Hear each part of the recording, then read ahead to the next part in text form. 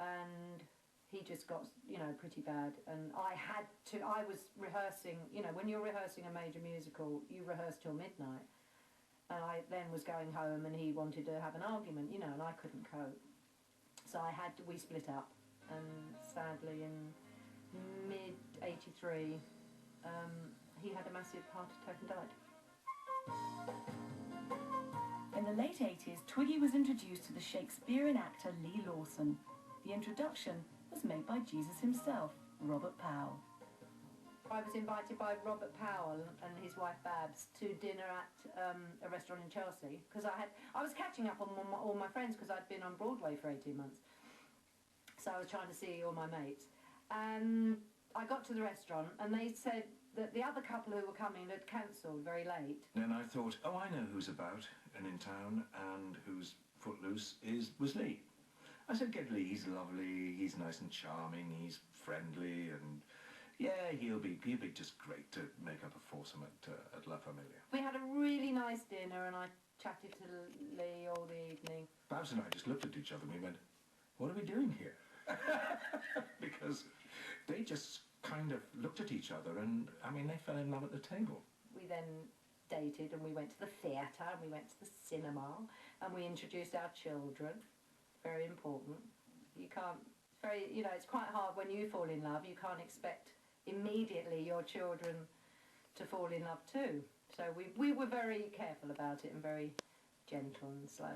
By the time they got together, Twiggy had some difficult times, you know, very difficult times, so she had a basis on which to make a judgment about the guy. I think they found each other, and I think it's been a huge success, that marriage. And as I said, you can only judge it by what a very nice couple they are to be with.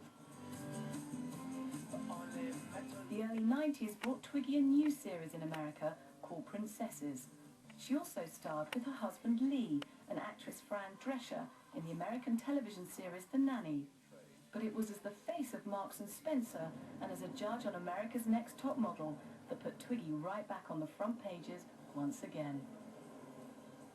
When What Happened to Me happened, it was the beginning of what has become this phenomena that all little girls want to be models. I mean, this show that Tyra Banks created and has now been doing, I joined them a year and a half ago. I'm on my fourth one.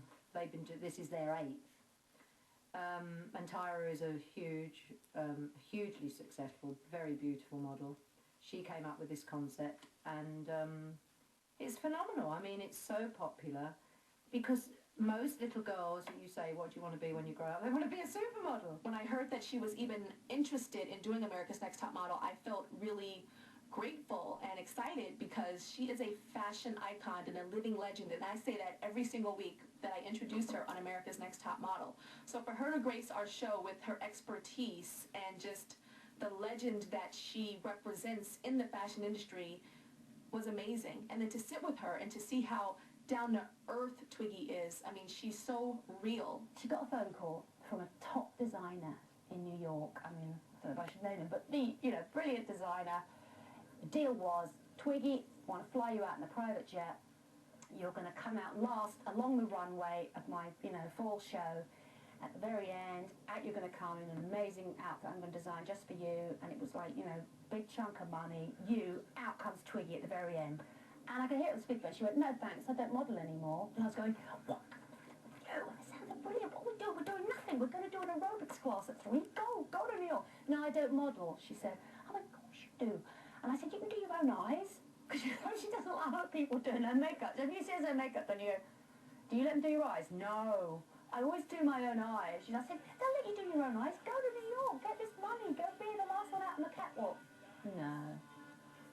I was amazed at that. But then Stephen Meisel called a month later and she did Italian Vogue. And I said, you have to do that.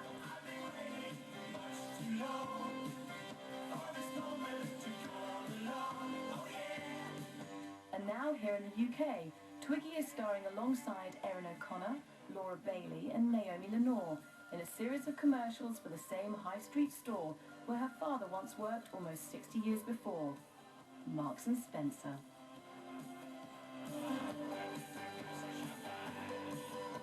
Twiggy is like like all of us, she's not ageless, but I mean, she, her, whatever age she is, that seems to be the perfect age for Twiggy at that moment. So, you know, I've seen her on Marks and Spencer commercials, and I gather she's on American commercials. I mean, she just goes from strength to strength. I was approached by Marks and Spencer's, which is a major chain of departmental store, and they are women's clothing, and they do everything. And in England, they're part of our institution. I think everyone knows Marks and Spencer's, and they'd had some problems in the late 90s with management, and they'd been in trouble, I think. And then this new team came in, Stuart Rose and Steve Shark, and a year and a half ago they decided to do this new advertising campaign, and I was approached to be part of it.